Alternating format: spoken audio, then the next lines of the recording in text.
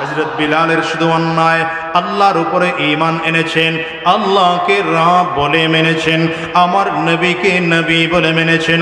Umayya ডেকে বলে, বিলাল কালিমা ছাড়বে কিনা বলো, কালিমা ছাড়বে কিনা বলো। হযরত বিলালের জবান থেকে কালিমা ছাড়েন না, শাস্তির মাত্র আরো বাড়াইয়া দেওয়া হয়। এবার হযরত বিলাল হাবশী রাদিয়াল্লাহু আনহু যখন বারবার করে আল্লাহ পাকের নাম উচ্চারণ করে, উমাইয়া হযরত বিলালকে শাস্তির মাত্রা আরো বাড়িয়ে দেওয়ার জন্য হাত আর পায়ের মধ্যে পাথর চাপা দিয়ে রাখে। বুকের কাপড়গুলো সরাইয়া ঘোড়া তাড়ানোর চাবুক দিয়ে বুকের উপরে এক একটা জোরে জোরে বাড়িগুলো মারে। এক একটা বাড়ির কারণে বুকের চামড়াগুলো ফেটে যায়, চামড়া ফেটে যায়, রক্ত টপ টপ করে বের হয়। এরপরেও হযরত বিলাল কালিমা ছাড়তে রাজি না। কেন মুসলমান জানো? ওয়াল্লাযীনা আমানু আশাদ্দু হুব্বান লিল্লাহ। যারা ঈমানদার তারা কাকে বেশি ভালোবাসে? জোরে আওয়াজ দিয়ে আঙ্গুলটা উঁচা করে বলেন, ঈমানদাররা কাকে বেশি ভালোবাসে? আরো জোরে বলেন, কাকে বেশি ভালোবাসে?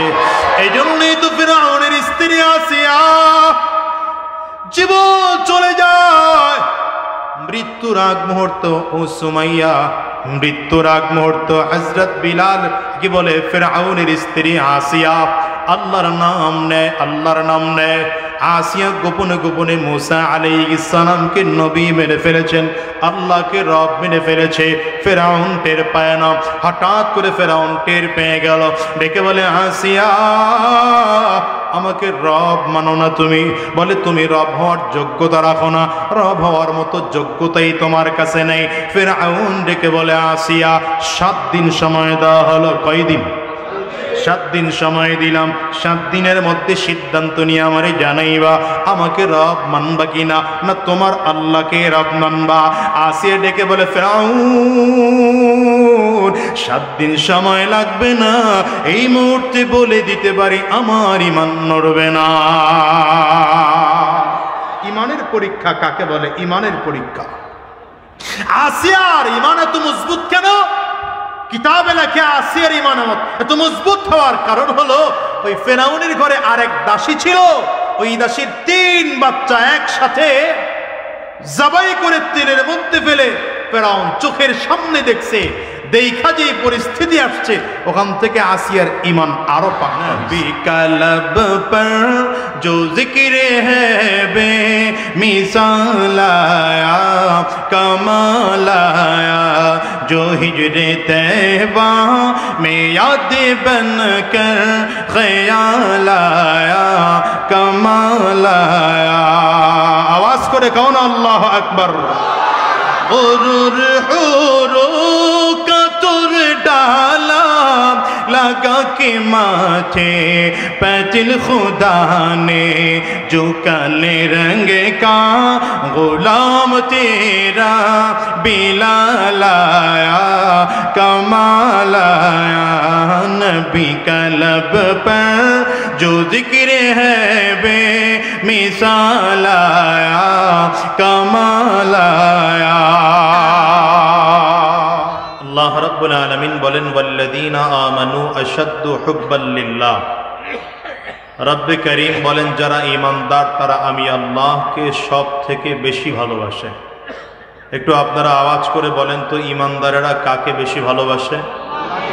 ডান হাতের শাহাদাত আঙ্গুলিটা উঁচা করে চিল্লায় জোরে বলেন, ঈমানদারেরা কাকে বেশি ভালোবাসে? আরো জোরে আওয়াজ দিয়ে বলেন, ঈমানদারেরা কাকে বেশি ভালোবাসে? আল্লাহ।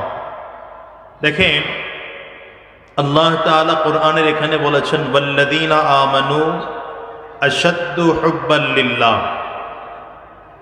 উলামায়ে কেরাম যারা আছেন তারা বুঝবেন, আল্লাহ তাআলা এখানে খুব শক্ত করে বলেছেন আশাদ্দু হুব্বান লিল্লাহ। আল্লাহকে খুব কঠিন করে মহাব্বত করে। এক হলো মহাব্বত করা সাধারণ মহাব্বত, আরেক হলো অসাধারণ মহাব্বত, আরেক হলো কঠিন মহাব্বত। মহাব্বতের ধরন আছে। আপনি রাস্তায় দাঁড়িয়ে আমাকে বলছেন, হুজুর আমি খুব ভালোবাসি, এই ভালোবাসার ধরন একরকম। আর একটা হুজুর আমি আপনাকে খুব স্পেশাল ভালোবাসি, এই মোহাব্বতের ধরন আর এক রকম। আর একটা হলো হুজুর আমি আপনাকে জীবনের সব থেকে বেশি ভালোবাসি। বলেন তিনোটা ভালোবাসা একরকম না ব্যবধান আছে? আল্লাহ তাআলা বলেছেন ঈমানদার কারা? যারা আমি আল্লাহকে সব থেকে বেশি ভালোবাসি। আল্লাহ তাআলা ক্লিয়ার করে বলেছেন ঈমানদাররা আমি আল্লাহকে খুব কঠিন মোহাব্বত করে। আমি এই জন্যে বলি দুনিয়ার অবস্থাও এমন, দুনিয়াটাও দুই দলে, এক দল হলো দুনিয়াদার আর এক দল হলো ঈমানদার। দুনিয়াদার যারা, এরা কেউ সম্পদের পাগল, কেউ টাকার পাগল, কেউ ক্ষমতার পাগল, কেউ সম্মানের পাগল, কেউ গাড়ি বাড়ির পাগল, কেউ আবার সুন্দরী নারীর পাগল। কিন্তু যারা ঈমানদার তারা দুনিয়ার পাগল না, এরা টাকা পয়সা গাড়ি বাড়ির সম্পদ এগুলোর পাগল না, এরা সব জায়গায় প্রমাণ করে এরা আল্লাহর পাগল। ঠিক না? আজকের এই মাহফিলেও যারা আসছেন দেখেন এখানে আসলে কষ্ট, বসতে কষ্ট। এর চেয়ে আপনাদের জায়গায় বাড়িতে অনেক ভালো জায়গার ব্যবস্থা আছে, এসি রুমেরও ব্যবস্থা আছে কারো কারো বাড়িতে, বাসায় সোফার ব্যবস্থা আছে, সেখানে বসার সুন্দর জায়গা। অথচ এই মানুষগুলো বাসার জায়গা ছেড়ে এখানে এসে বসছে, বাসার আরাম আয়েশের জায়গা ছেড়ে দিয়ে এখানে চলে আসছে।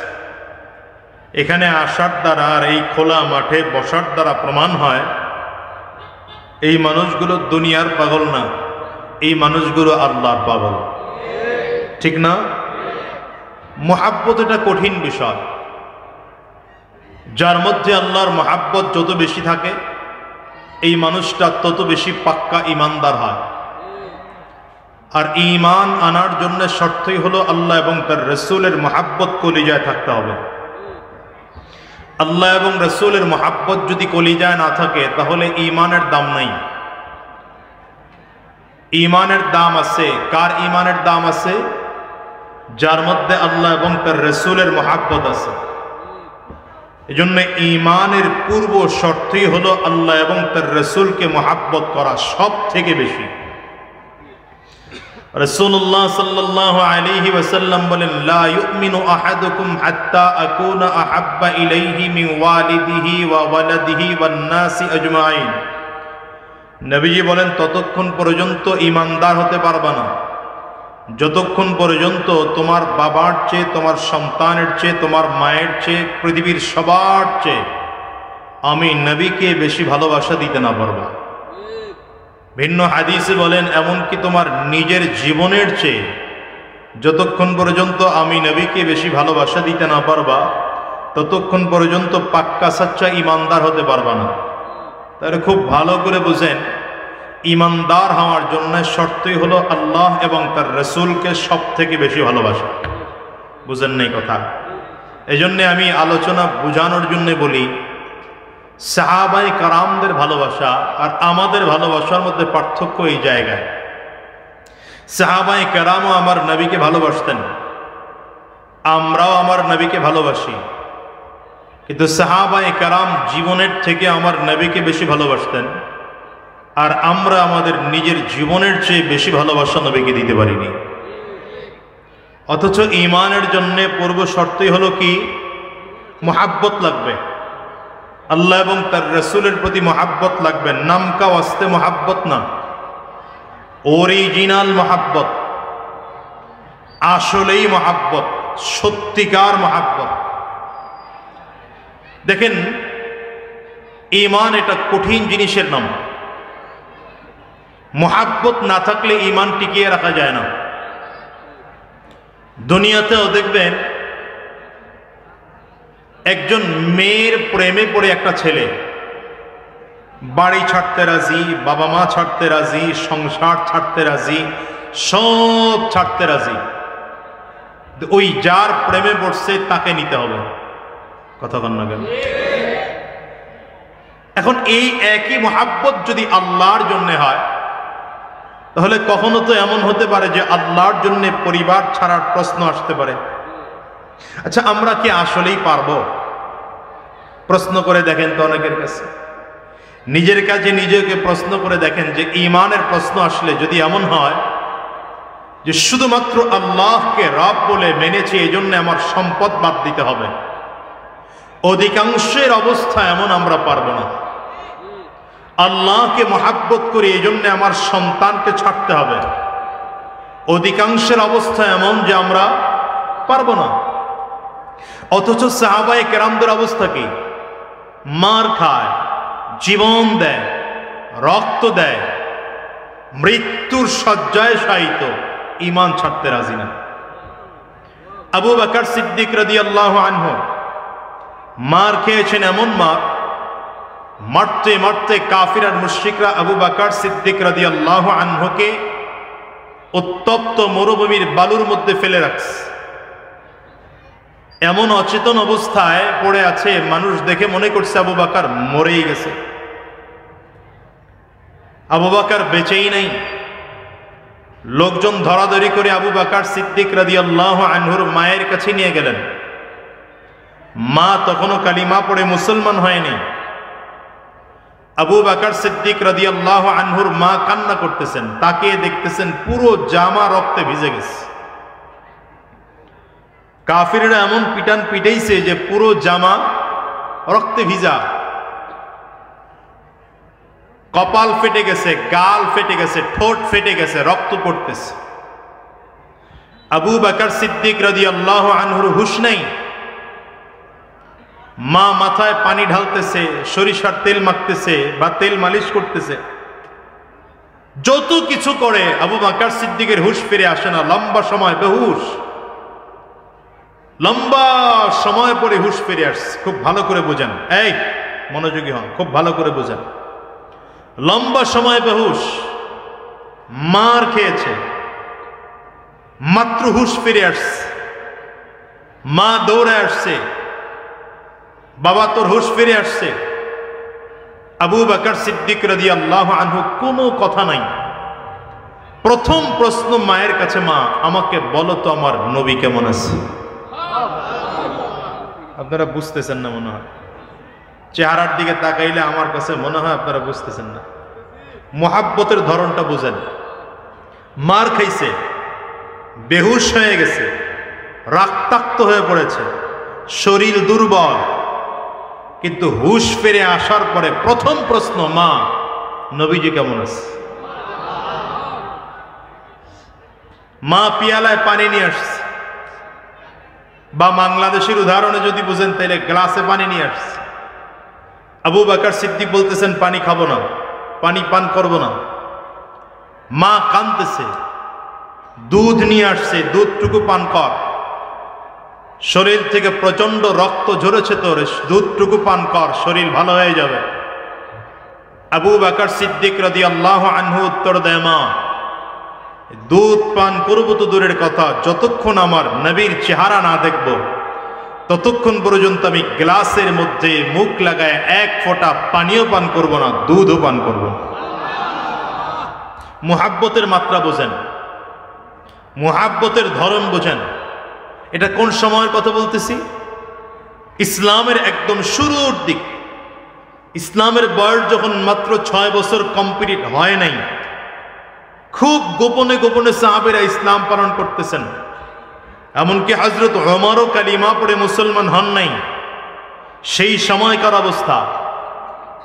আবু বকর সিদ্দিক রাদিয়াল্লাহু আনহু মার খেয়ে বেহুশ হয়ে তো হুঁশ ফিরার পরে স্বাভাবিক পানি পান করার কথা, দুধ পান করার কথা, কিন্তু না, এগুলো কোনো কিছুই না করে মায়ের কাছে প্রথম শর্ত দিলেন, মা নবীকে না দেখার আগ পর্যন্ত কালিমা পড়ব, আমি পানি খাবো না।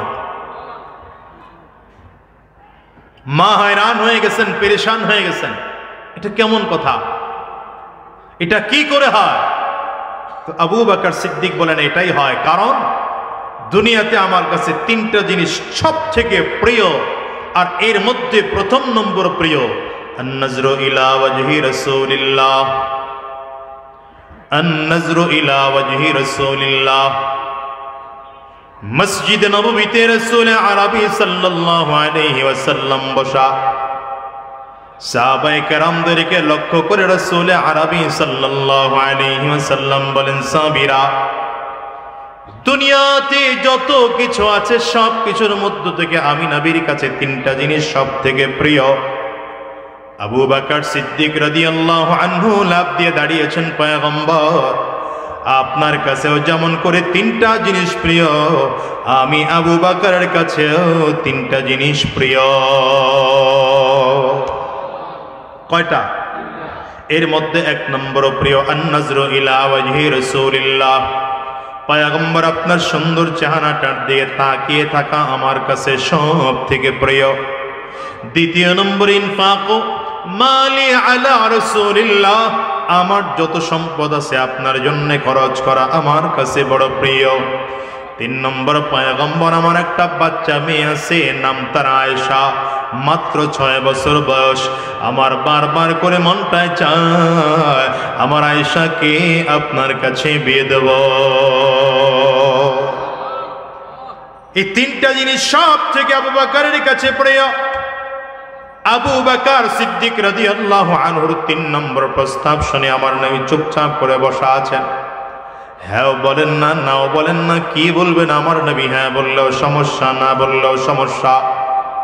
যদি আমার নবী হ্যাঁ বলেন তাইলে মাত্র 6 বছর বয়সে একটা বাচ্চা মেয়েকে আমার নবীর বিয়ে করা লাগে, সেটা সম্ভব না। আবার যদি ডাইরেক্ট না বলেন তাইলে আবু বকর সিদ্দিকের মতো প্রিয় মানুষটা কষ্ট পেয়ে যায়। রাসূল আরবি চুপচাপ করে বসা আছেন। হঠাৎ করে তাকিয়ে দেখতেছেন জিবরিল আমিন আসমান থেকে নাজিল হইয়া রেশমি রুমাল একটা আমার নবীর হাতে দিয়ে ডেকে বললেন, পয়গম্বর, এই রেশমি রুমালটার মধ্যে একটা মেয়ের ছবি আছে। আল্লাহ তাআলা বলেছেন যদি পছন্দ হয় বিয়ের প্রস্তাব আমার আল্লাহ নিজে দিয়ে পাঠাইছে। নবী আমার রেশমি রুমালটা ধরে আবু বকরকে ডাক দিলেন, আবু বকর তাকে দেখো এই ছবিটা কার? আবু বকর সিদ্দিক রাদিয়াল্লাহু আনহু বললেন, পয়গম্বর আল্লাহর কসম এই ছবিটা আমার মেয়ের ছবি। নবী আমার ডেকে বলেন, এইবার তোমার মেয়েটা ছোট না বড়, ভালো না মন্দ, সুন্দর না অসুন্দর, দেখার কোনো প্রয়োজন নাই, আমি নবী বিয়ে করার জন্য তৈয়ার। আল্লাহু আকবার, চিল্লায়া জোরে বলো। এবার বলেন তো মুসলমান, আমার নবী আম্মা জান আয়েশা সিদ্দিকার বিয়ের ব্যাপারে আগে প্রস্তাব দিয়েছিলেন না আমার নবীকে আল্লাহ নিজে প্রস্তাব দিয়ে পাঠাইছেন? কে পাঠাইছেন? কথা গায় না, কে পাঠাইছেন? এই ক্যামেরাওয়ালারা সব ঠিক করে বয়ে পড়ো না কেন? এরকম ডিস্টার্ব করলে তো আমার সমস্যা। ওই যে মাইকল ওখানে কয়জন, এখানে এত লোক কেন? বউ সব তাড়াতাড়ি বয়ে পড়ো, দ্রুত। অনেক বিষয় তোমরা খালি একজন আর একজনের কথা কইবার, আমার ডিস্টার্ব হইব। বউ, প্রস্তাবটা আবু বকরকে আমার নবী দিয়েছেন না আল্লাহ আমার নবীকে প্রস্তাব পাঠাইছেন? আচ্ছা, এরপরেও কোনো বদমাশ যদি আমার নবীকে একাধিক বিয়ে করার কারণে নারী লোভী বলে, এরপরেও যদি আমার নবীকে লুচ্চা নবী বলে, আমার নবী কেউ যদি আমার নবীকে বলে জিনাকার বলে, আমি তো বলতে চাই মানুষটার মাথা ঠিক নাই, ওকে বাংলার জমিন থেকে জুতা পিটা করে বিদায় করা দরকার। কথা বলে না কেন? ঠিক কিনা? শোনো, এই জন্য আগেই বলেছি ঈমান কাকে বলে এটা বোঝা দরকার। ঈমান হলো কোন জিনিসের নাম? আমার নবীকে পৃথিবীর সব থেকে বেশি ভালোবাসার নাম। কথা কয় না? তো যদি তাই হয় তাহলে আমার নবীকে আল্লাহ নিজে প্রস্তাব দিয়ে বিয়ে করাইছেন।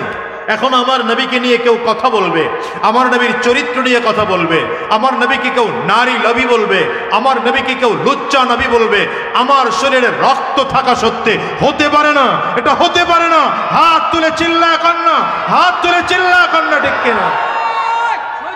মানি না, মানব না, মানতে পারি না, আল্লাহ রাসূলের অবমাননা, জোরে মানি না, মানব না, মানতে পারি না, আল্লাহ রাসূলের অবমাননা। এখন আমি যদি এই বিষয়ে প্রতিবাদ করার কারণে আপনারা বলেন হুজুর রাজনীতির কথা কয়েন না, এটা কি রাজনীতি? কথা কয় না তো। আমি যদি এই বিষয়ে কথা বলার কারণে আপনারা বলেন হুজুর আপনার আর বাহিরে থাকা যাবে না, ভিতরে ঢোকেন। তো এটা কি আমার অপরাধ হলো, না আমাকে যে বলল সে অপরাধ করলো? লাভ নাই তো। আমি তো বলি মাঝে মাঝে লাভ নাই তো। হুজুর গুরু ভিতরে বইরাই বা কি লাভ? বাহিরে থাকলেও হুজুর গুরু যেই কাম, ভিতরে গেলেও হুজুর গুরু সেই কাম। বাহিরে থাকলেও দাওয়াত দেব, ভেতরে ঢুকলেও দাওয়াত দেব। আমাদের কাজই হলো দাওয়াত দেওয়া। আল্লাহ যদি ফয়সালা করবেন ভেতরে রাখা, থাকবো ভেতরে। আল্লাহ যদি ফয়সালা করবেন বাহিরে বের হওয়া, বের হবো বাহিরে, কোনো অসুবিধা নাই। ঠিক কিনা? আওয়াজ করে তো। আমরা সব কিছুতেই তৈয়ার আছি। কথা কন না কেন? আমার নবী জেল খাটছেন না খাটেন নাই? কথা কয় না। আমরা এটাও জানি বেশি দিন ভেতরে রাখা যায় না, আবার বের করে দিতেও হয়। রাগ করলো মনে হয়? বেশি দিন ভেতরে রাখা যায় না, আবার বের করে দিতেও হয়। তবে যে জন্য ভিতরে ঢুকানো হয়, হয়তো মনে করা হয় জনপ্রিয়তা কমে গিয়েছে, কিন্তু বের হওয়ার পরে দেখা যায় খুদার কসম মোটেও জনপ্রিয়তা কমে নাই, বরং আগের তুলনায় শত শতগুণ আল্লাহর মহাব্বত বেড়েছে, নবীর মহাব্বত বেড়েছে, জনতার মহাব্বত বেড়েছে। ঠিক কিনা? আওয়াজ করে। আমার নবীরও তো রাখছিল 3 বছর। কোন নবীর উম্মত আমরা? চিনো নাই তো মুসলমান। আমার নবী এগুলো সব দেখায় গেছেন। ইয়েতিম তো আমি নবীও এতিম। দেখেন না নবীর আদর্শ কত চমৎকার। এই দুনিয়ার উম্মতেরা, এতিম হয়ে আফসোস করো না, আমি নবীও এতিম। মা হারা হয়ে আফসোস করো না, আমি নবীও মা হারিয়েছি। বাবা হারা হয়ে আফসোস করো না, আমি নবীও বাবা হারিয়েছি। দাদা অল্প বয়সে হারিয়ে আফসোস করো না, আমিও দাদা হারিয়েছি। জেলে গিয়ে আফসোস করো না, আমি নবীও জেল খেটেছি। মার খেয়ে আফসোস করো না, ইসলামের জন্য আমি নবীও মার খেয়েছি। ইসলামের জন্য রক্ত ঝরিয়ে আফসোস করো না, আমি নবীও রক্ত ঝরিয়েছি। ইসলামের জন্য জীবন দিয়ে টেনশন করো না, আমি নবীরও প্রতিজ্ঞা, আমি নবীও চাই বারবার শহীদ হব, বারবার জীবিত হব, বারবার শহীদ হব। আমি নবীর তামান্না যুদ্ধের ময়দানে, আমি নবীও গিয়েছি, তোমরা যেতে দ্বিধা করো না। वो मेरा नबी मेरा नबी मेरा नबी है, वो मेरा नबी मेरा नबी मेरा नबी है, वो जिसके लिए महफिल कौनैन सजी है, फिरदौस बड़ी जिसके वसीले से बनी है। कष्ट वो हाशिमी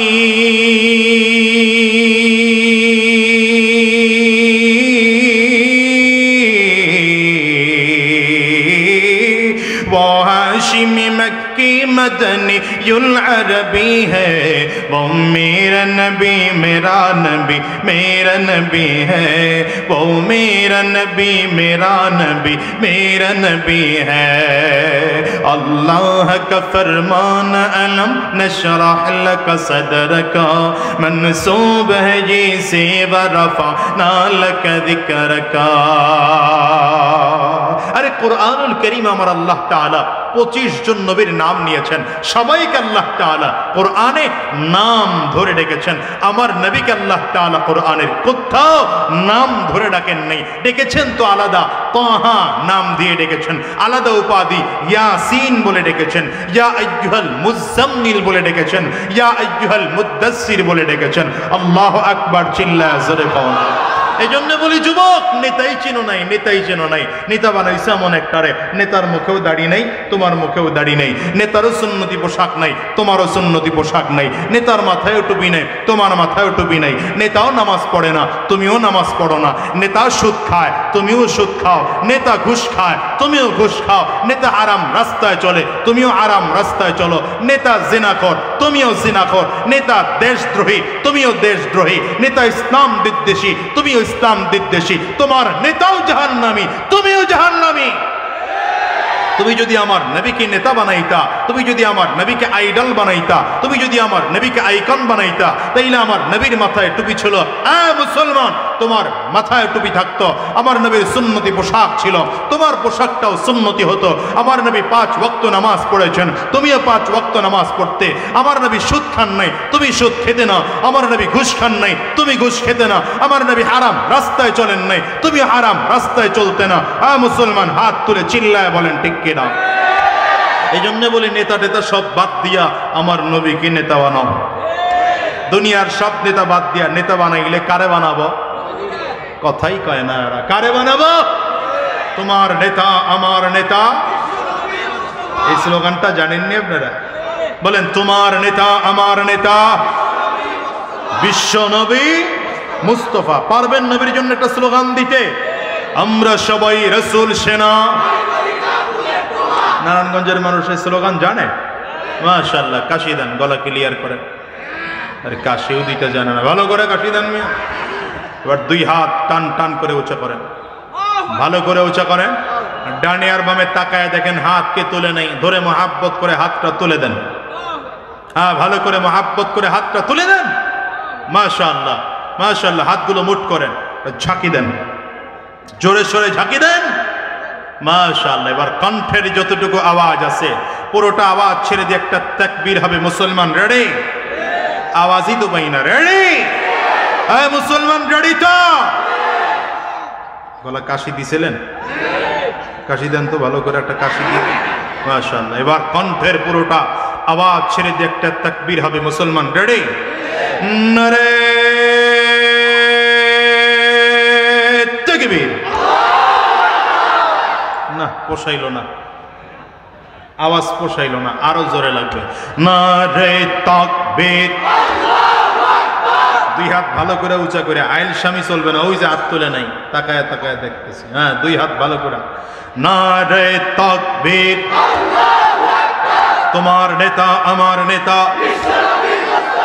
বিশ্ব নবী মুস্তফা। আমরা সবাই রাসূল সেনা,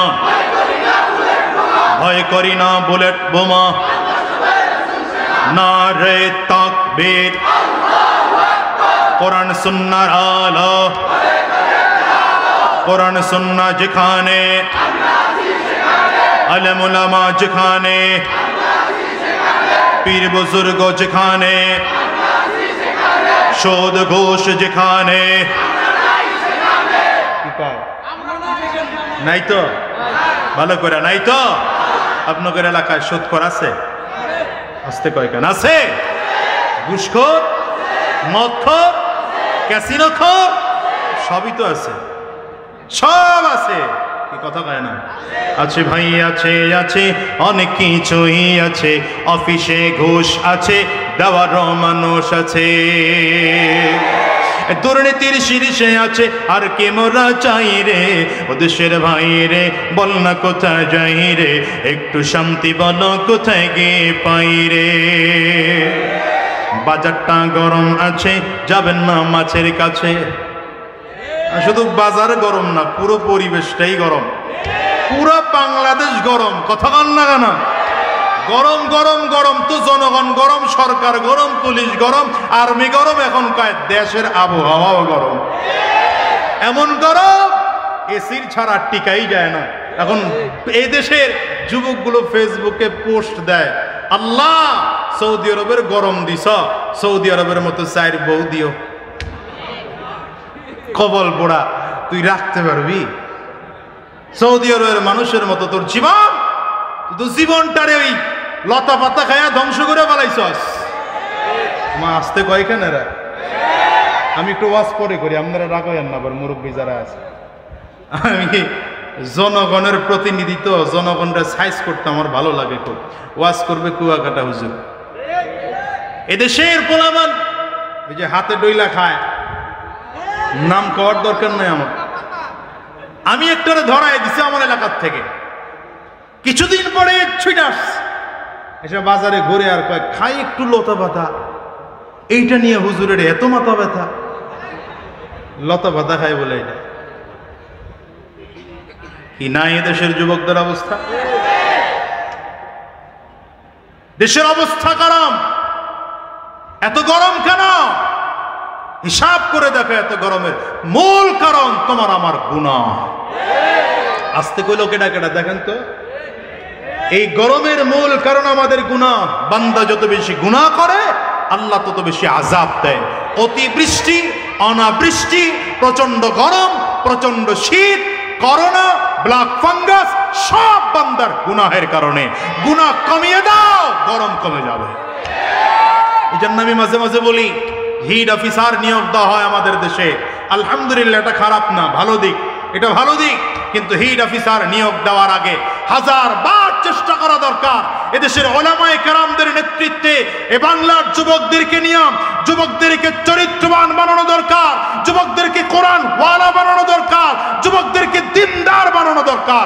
যুবকরা আলেমদের কাছে গিয়া গুনাহ কমা ফেললে অটোমেটিক গরম কমে যাবে, ঠিক না? এখন তো বৃষ্টির নামাজের দোয়া করলেও বৃষ্টি হয় না, হবে কি কইরা? হবে কি করে? পেছনে যারা দাঁড়ানো সব হারাম করবো।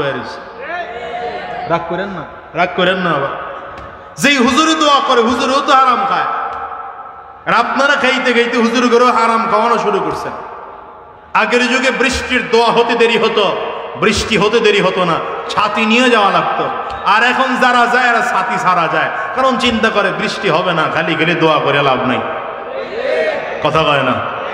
আবার এই দিক থেকে দোয়া করে বৃষ্টির, ওই দিক থেকে দোয়া করে বৃষ্টি না হওয়ার। মোমেন শাহী গেল গতকালকে, আমারও প্রোগ্রাম ছিল, আমার পরে কুয়াকাটা হুজুরেরও প্রোগ্রাম ছিল। তো বৃষ্টি, প্রচন্ড বৃষ্টি শুরু হয়েছে। এখন মাহফিল কমিটি কয় আজকে বৃষ্টি দেওয়া লাগলো। সারা বাংলাদেশের মানুষ বৃষ্টির জন্য দোয়া করে, আর মাহফিল কমিটির মন খারাপ। কারণ আল্লাহ কার মন রক্ষা করবে? হ্যাঁ, মাঝখানে বৃষ্টি একটু থামলো, আমি 15-20 মিনিট কথা বললাম, এরপরে কুয়াকাটা হুজুর উঠছে তো বৃষ্টি শুরু। এই শুরু করা লাগলো এখনই। তো এদেশে আপনারা তো বলেন হুজুরগুর দোষ, কে বলছে? আল্লাহরও তো দোষ আছে। নাউজুবিল্লাহ তো কেউ কয় না। আমি কি লেগে কইলাম আল্লাহর দোষ আছে? আপনি আল্লাহ তাআলার ফয়সালা মানতে পারতেছেন না। বৃষ্টি বেশি হইলে কয় আল্লাহর এত বৃষ্টি দেওয়া লাগে, বৃষ্টি কম হইলে কয় আল্লাহ বৃষ্টি দিতে পারে না, রোদ বেশি হইলে কয় এত রোদ দেওয়া লাগে, মেঘ হইলে কয় সারা জীবন মেঘের নিচেই থাকবো। তো সব কাজেই তো আল্লাহর উপরেও মানুষ প্রশ্ন তোলে, তো বান্দার কাজে প্রশ্ন তুলবে না কেন? ঠিক কিনা? মুসলমান, যে কথা বলছিলাম, তাইলে মুহাব্বত এটা কঠিন বিষয়। মুহাব্বত করব তো আল্লাহ এবং রাসূলকে জীবনে সব থেকে বেশি মুহাব্বত করব, ঠিক কিনা? এই জন্যই তো হযরত বিলাল হাবশী রাদিয়াল্লাহু আনহুকে উমাইয়া শুধু ঈমান আনার অপরাধে মেরেছে। অপরাধ কি? ঈমান, অপরাধ আর কিছু না। ওয়ামা নাকামু মিনহুম ইল্লা وما نقموا منهم إلا أن يؤمنوا بالله العزيز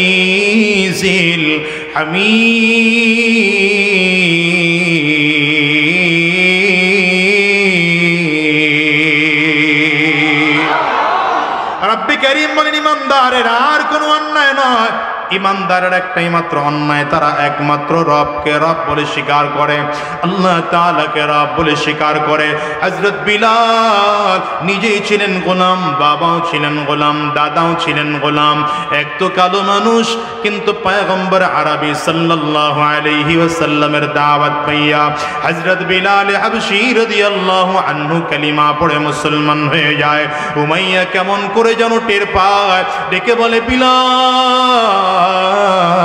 ঈমান ছেড়ে দিবে কিনা বলো? ঈমান যদি না ছাড়ো শাস্তির মাত্রা বাড়িয়ে দেওয়া হবে।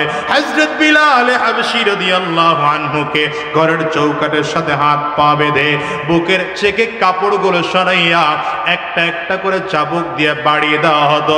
চাবুক দিয়ে একটা একটা করে বাড়িয়ে দেওয়া হয়। হযরত বিলালের চামড়াগুলো ফেটে রক্ত টপ টপ করে পড়তে আরম্ভ করেছে। হযরত বিলাল চোখের পানিগুলো ফেলে ফেলে কান্না করেন আর ডেকে বলে, উমাইয়া মেরে মেরে মেরে মেরে আমারে জমিন থেকে বিদায় করে দিতে পারো। আমার নবীর উপর ঈমান এনেছি, জীবন চলে গেলেও ঈমান ছাড়তে রাজি না। ঠিক কিনা কও না? শাস্তির মাত্রা আরো বাড়িয়ে দেওয়া হয়, শাস্তির মাত্রা এত বাড়িয়ে দেওয়া হয়, অবস্থা বড় খারাপ। উত্তপ্ত মরুভূমির বালুর মধ্যে নিয়ে চলে গেছে। উত্তপ্ত মরুভূমির বালুর মধ্যে চিৎ করে হযরত বিলালকে শোয়া দেওয়া হয়। হাত আর পায়ের মধ্যে পাথর চাপা দেওয়া হয়, বুকের মধ্যে হযরত বিলালের পাথর চাপা দেওয়া হয়।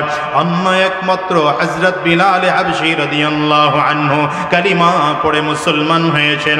হযরত বিলালের জবান দিয়ে এত শাস্তির ফাঁকে ফাঁকে জবান থেকে বের হয়, আল্লাহু আহাদ, আল্লাহু আহাদ, আল্লাহু আহাদ। আমার যত নির্যাতন করো এক আল্লাহর উপর থেকে আমি আমার ঈমান ছাড়তে রাজি না। যতই নিপীড়ন করো এক আল্লাহর উপর থেকে ঈমান ছাড়তে রাজি না। হযরত বিলালের শাস্তির মাত্রা আরো বাড়ায় দেওয়া হয়। পাহাড় থেকে বেছে বেছে ছোট ছোট পাথরগুলো আইনা এগুলোকে আগুনের মধ্যে জ্বালাইয়া আগুনের কয়লা, জ্বলন্ত কয়লা আংটা বানায় ফেলা হয়। এই কয়লাগুলোকে জমিনের মধ্যে বিছাইয়া হযরত বিলাল হাবশী রাদিয়াল্লাহু আনহুকে কয়লার উপরে চিৎ করে শোয়াইয়া বুকের উপরে পাথর দিয়ে চাপা দেওয়া হয়। হযরত বিলালের জবান দিয়ে তারপরেও শুধু আওয়াজ বের হয় আল্লাহু আহাদ, আল্লাহু আহাদ। ওরে দুনিয়ার মুসলমান, হযরত বিলাল তো চাইলে তখন কালিমা ছেড়ে দিতে পারতেন, কিন্তু না না, আল্লাহ এবং তার রাসূলের মহব্বত কলিজায় এত বেশি, জীবন ছেড়ে দিতেও রাজি, ঈমান ছাড়তে রাজি না। ঠিক কিনা? আজ করে কাও না। नबी का लब पर जो जिक्र है बे मिसाल आया, कमाल आया, जो हिजरे तैबा में याद बन कर ख्याल आया, कमाल आया। কষ্ট হয়, আরে বৃষ্টি আসে না, খালি দম খাইতেছে, এতেই এত ভয় আপনার করে। ডাইনে তাকায়, বামের তাকায়, উপরে তাকায়, নিচে। তো যুদ্ধের ময়দানের গুলি শুরু হইলে করবেন কি? টেনশন নাই তো, বিশাল মসজিদ পাশে আছে। যদি বৃষ্টি ওই পরিমাণ নামে যে মাঠে বসাই যায় না, তো আমি তো আপনার করে সহবিত্রে ঢুকবো। টেনশন করেন কেন? কথা বলেন, এত ডানে বামে তাকানোর কি আছে? সোজা দিকে তাকান। এই দৌড়াদৌড়ি লাগাই দিচ্ছে। এই এত বৃষ্টি দেখে অবস্থা খারাপ। হোক না বৃষ্টি, আল্লাহ বৃষ্টি দিচ্ছেন, আল্লাহর রহমত। কথা কয় না? মাহফিল কমিটির মন বেজার হয়ে যায় বৃষ্টি হইলে। কেন? আমার কাজ আমি করছি, বান্দার কাজ বান্দা করছে, আল্লাহর কাজ আল্লাহ করতেছেন। ঠিক না? আমাদের কাজ ছিল মাহফিলের আয়োজন করা, ঠিক কিনা? এখন আল্লাহ ভালো জানেন বান্দার জন্য মাহফিল ভালো না বৃষ্টি ভালো। তো আল্লাহর ফয়সালা আল্লাহ করবে। আল্লাহ যদি চান আমাকে ভিজাইতে ভিজবো না। এখন ঠিকের পাওয়ার জোরে হইল না। আয় কথা কন না কেন? ঠিক আছে তো ইনশাআল্লাহ? হাত তুলেন দেখি কারা তৈয়ার আছে। বৃষ্টি দেখে পাগল হয়ে গেছেন গামি। ফোঁটা পড়া শুরু হয় নাই, মাত্র সামিয়ানাও ভিজে নাই, এখনই পাগল হয়ে গেলেন কা? তো আপনাদের নিয়ে ওলামায়ে কেরাম কি স্বপ্ন দেখতেছে? আপনাদেরকে নিয়ে তো ওলামায়ে কেরাম স্বপ্ন দেখে। আস্তে কয়তো, আর আস্তে কয়তো, জোরে বলেন ঠিক কিনা? কি স্বপ্ন দেখে? ওলামায়ে কেরাম এই জাতিকে প্রস্তুত করতে চায়।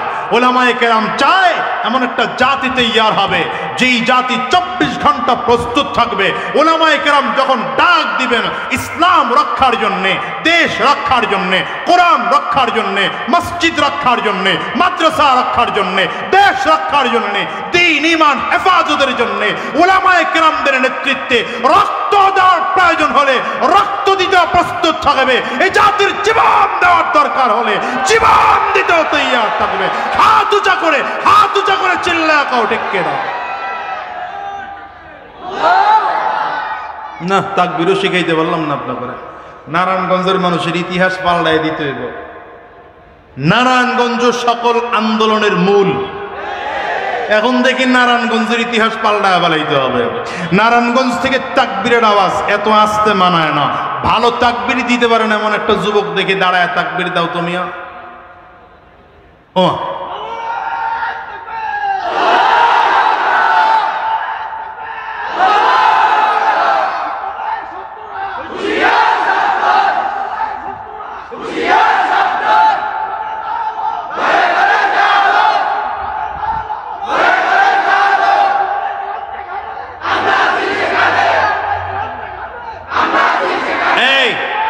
এই তাকবীরটা কি কোনো দলীয় স্লোগান?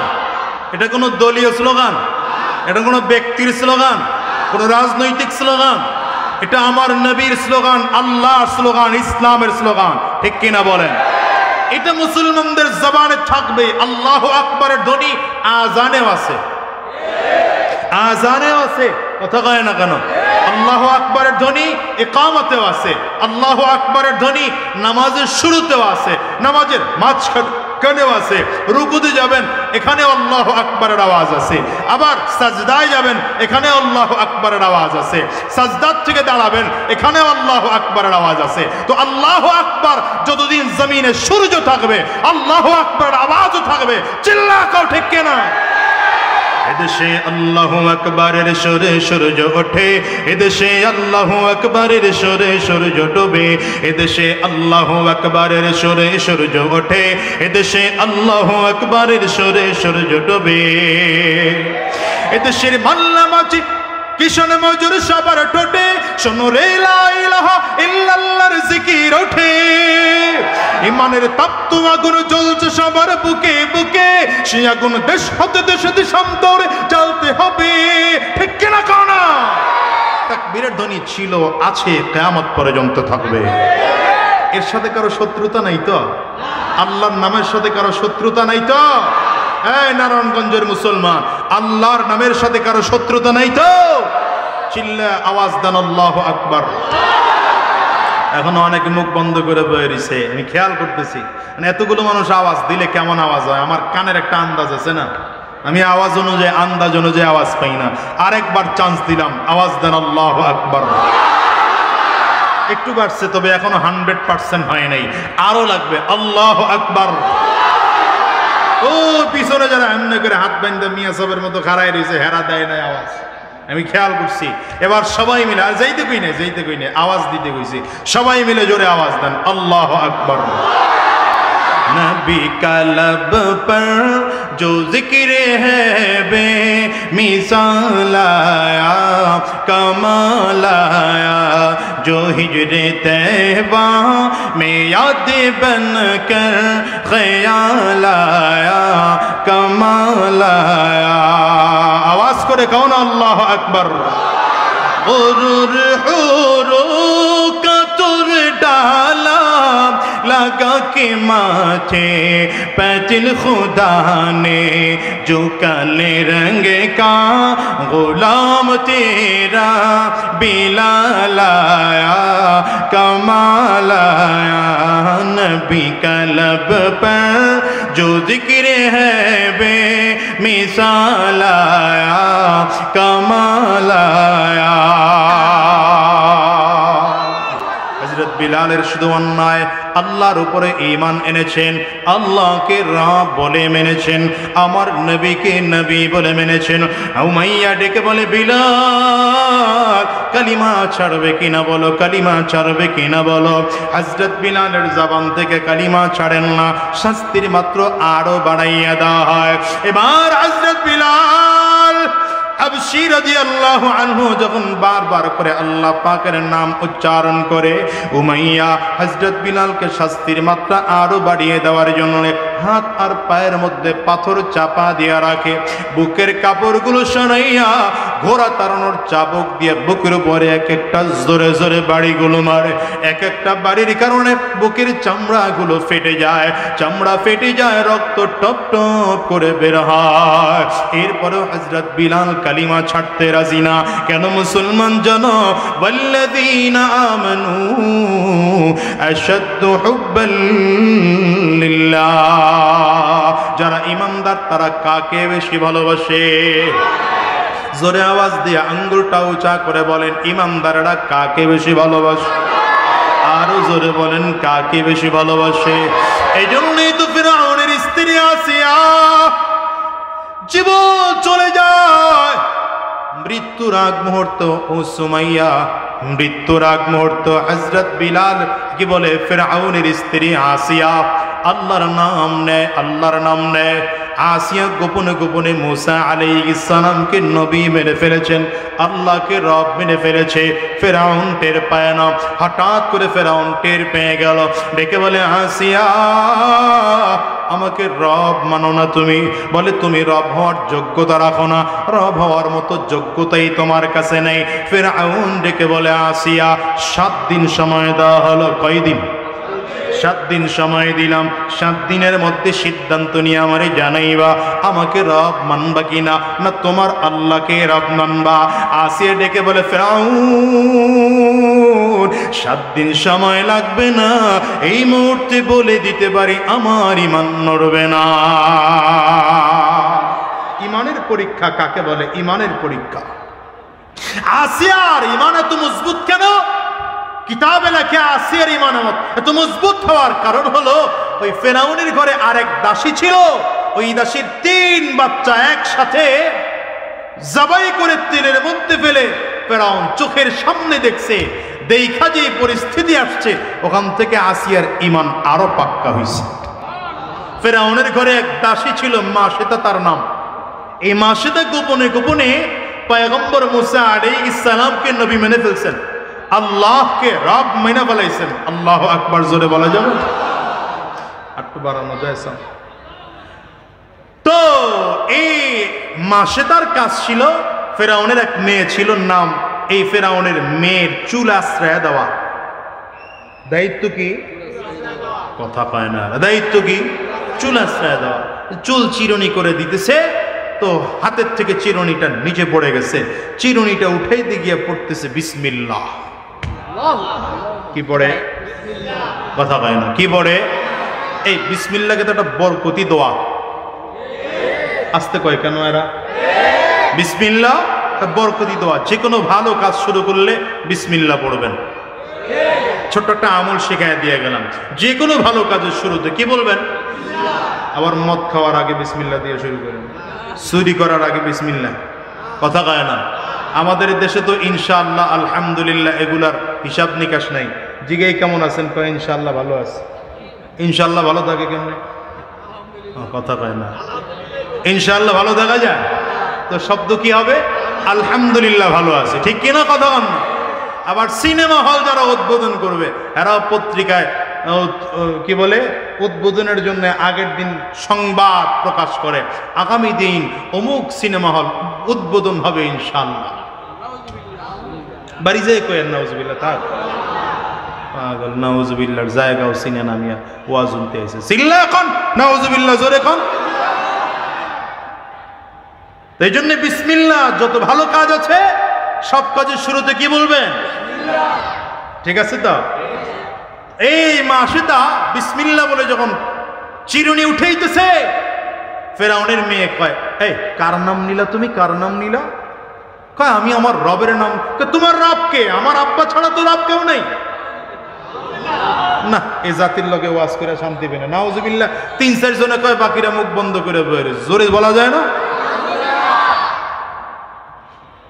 কিছু মানুষ আছে মাহফিলে ঢুকলে এত ভদ্র সাজে, জীবনে কথাই কয় নাই, অথচ এই লোককে চায়ের দোকানে বসাই দিলে দেখবেন আরে বাবা মহাপণ্ডিত। ঠিকের বাবার কি?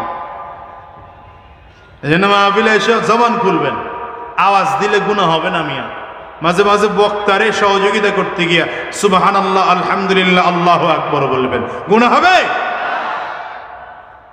তো এইবার মাসেতা এই বাচ্চা ফিরআউনের মেয়ে গিয়া বলে দিছে, বাবা এই মাসেতা তো তোমাকে রব বলে মানে না। ফিরআউন ডাকছে মাসেতাকে, তুমি আমাকে রব মানো না? মাসেতা বলে, রব হওয়ার কিছু যোগ্যতা লাগে। এই আমনে পিছন দিকে তাকায় কি দেখেন? কি দেখতেছে? ওয়াজ করি আমি, পিছন দিকে তাকান। মাসেতা ফিরআউনের সামনে দাঁড়াইছে। ফিরআউন কয়, আমাকে রব মানো না? বলে, রব হওয়ার কিছু যোগ্যতা লাগে, আপনার যোগ্যতা নাই। কি যোগ্যতা?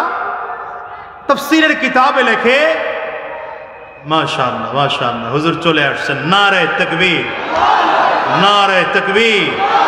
কুয়াকাটা হুজুরের আগমন, কুয়াকাটা হুজুরের আগমন।